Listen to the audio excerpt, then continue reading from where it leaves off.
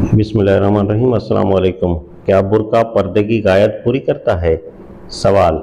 Hacker एक मुद्दत से ज़हनी और क़ल्बी तौर पर आपकी तहरीक इक़ामती दीन से वाबस्ता है।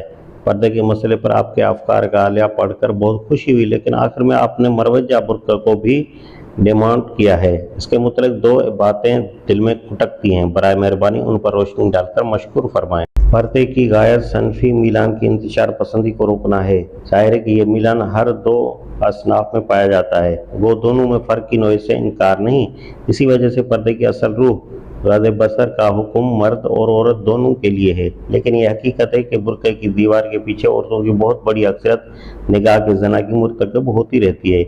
इसकी वजह से उनका ये इत्मीनान होता है कि हम तो मर्दों को देख रही हैं, लेकिन मर्द हमें नहीं देख रहे, और न हमारी इस नज़रबाजी का इल्म ही किसी को है।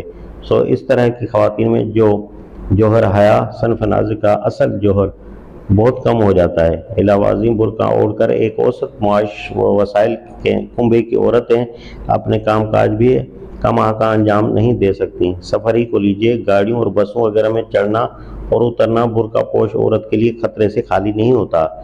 पर्दा, मुकम्मल पर्दा की अहमियत व माकूलियत से कतन इनकार नहीं किया जा सकता, लेकिन क्या ये बेहतर न होगा कि मरवजा बुर्के के बजाय और कोई मौजूद तरीका इस्तेमाल हो? मिसाल के तौर पर आज से चंद साल पेशतर तक देहात की शरीफ औरतें खुद को एक चादर में मस्तूर करती थीं।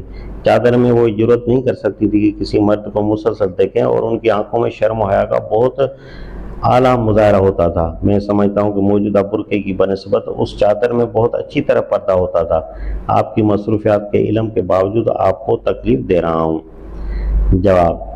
आपने अपने सवाल में कई चीज़ों को खलत मलत कर दिया है। बेहतर हो कि एक एक चीज़ को आप अलग अलग कर लें और फिर उस पर गौर करके राय कायम करें। पहली बात गौर तलब यह है कि क्या रद बसर की तलकीन और अखलाक की तरबियत के बगैर ये मुमकिन है कि कोई औरत किसी गैर मर्द को घूरने से रोकी जा सके?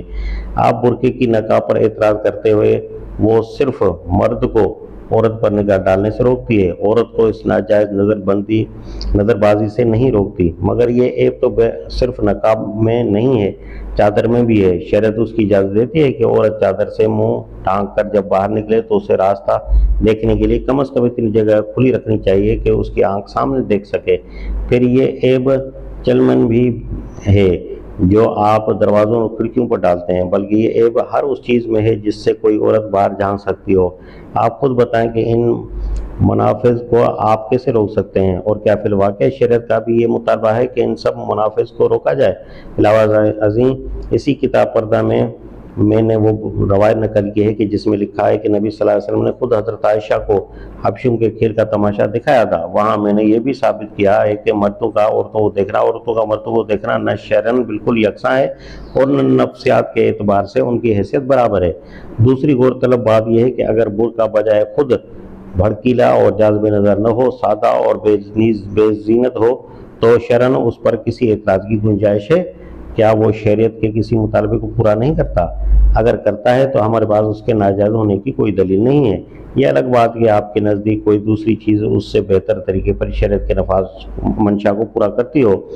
ऐसी कोई चीज़ आपकी निगाह में है तो आप उसे तजवीज़ कर सकते हैं, मगर बुर्का को नाजायज़ कहना किसी तरह दुरुस्त नहीं है। बुर्का ओढ़कर चलने फिरने और बसों वगैरह पर चढ़ने के सिलसिले में आपने जो मुश्किलात बयान करते हैं वो जवाज़ व अदम जवाज़ की बहस से गैर मुतल्लिक़ हैं। आपके नज़दीक चादर में इससे कम मुश्किलात हैं या किसी किस्म की मुश्किलात नहीं हैं, तो ख़वातीन को उसकी तरफ तवज्जो दिलाएं। वो तजुर्बे से उसे मुनासिब कर पाएंगी तो क्यों ना अख्तियार करेंगी।